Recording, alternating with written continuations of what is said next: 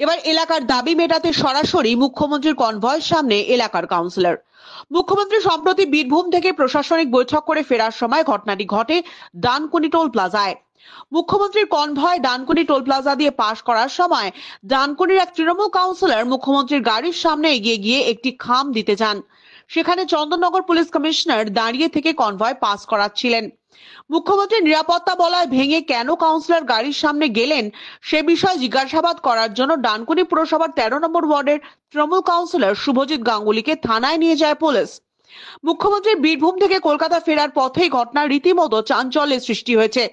Dankuni toll প্লাজার কর্মী INTTUC সদস্যরা পতাকা নিয়ে রাস্তার পাশে দাঁড়িয়েছিলেন। তখনই ঘটনা ঘটে।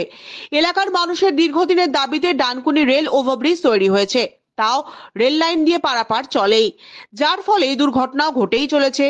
এখন সেই রেল লাইনের তলায় আন্ডারপাস করার দাবিতে অবস্থান করছেন বাসিন্দারা। সেই আন্দোলনের নেতৃত্বে আছেন তৃণমূল কাউন্সিলর শুভজিৎ। মুখ্যমন্ত্রীর কনভয় ঢুকে চিঠি দিতে যাওয়ার প্রশ্নে সদুত্তর দেননি তিনি, তবে জানিয়েছেন আন্ডারপাসের দাবি এলাকার মানুষের।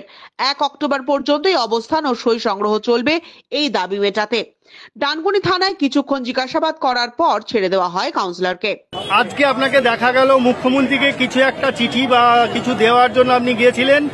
সিএম সিকিউরিটির প্রবলেমের কারণে আপনাকে আটক করা হলো, থানায় নিয়ে যাওয়া হলো। কি ছিল ঘটনাটা, কি হয়েছিল? না, এটা এরকম কোনো ঘটনা ঘটেনি। তো সিএম সিকিউরিটি এরকম কোনো ঘটনা ঘটেনি। ওটা ভুল হচ্ছে। আমাদের এই আন্ডারপাসের দাবিতে আমরা এখানে যে অবস্থান বিক্ষোভ করছি এবং সাধারণ মানুষের, ডানকুনির যে মানুষ, তাদের দীর্ঘদিনের দাবি এই আন্ডারপাস নির্মাণের জন্য আমরা এখানে অবস্থান বিক্ষোভ করছি। এবং ডানকুনির মানুষের যেভাবে আমরা সাড়া পাচ্ছি সেইটা দেখে আমরা এই অবস্থান আরও তীব্র থেকে তীব্রতর করব এবং প্রতিবাদ চলবে। আমরা মহালয়ার আগের দিন অবধি 1 অক্টোবর পর্যন্ত আমরা এই অবস্থান বিক্ষোভ এখানে করব। কিন্তু বাঙালির যেহেতু শ্রেষ্ঠ উৎসব দুর্গোৎসব, সেই দুর্গোৎসব মিটে যাওয়ার পরে এবং কালী পুজো, তারপর যে অনুষ্ঠানগুলো আমাদের আছে, জগদ্ধাত্রী পুজো, এই পুজো পার্বণগুলি মিটে যাওয়ার পরে আবার আমরা এখানে জমায়েত হয়ে এই আন্দোলন তীব্র থেকে তীব্রতর করে তুলব। হুগলি থেকে তরুণ তাঁত রিপোর্ট, আজ বাংলা।